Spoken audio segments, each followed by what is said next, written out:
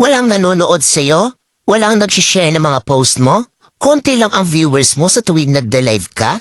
Hindi ka sinusuportahan ng mga kamag-anak mo?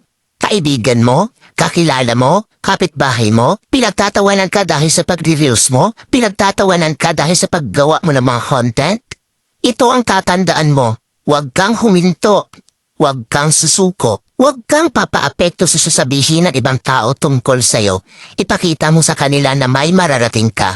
Dahil isang araw, kapag marami ka ng followers, kapag marami na ang sumusuporta sa'yo, kapag marami na ang nanonood sa'yo, kapag marami ka ng viewers, kapag marami na ang nagmamahal sa'yo at sumusuporta sa'yo, kapag marami ka ng payout, kapag sinasahod mo na ang sinasahod ng mga sikat na content creator, kapag mayaman ka na, kapag marami ka ng pera, ay manunood na yan sila sa'yo.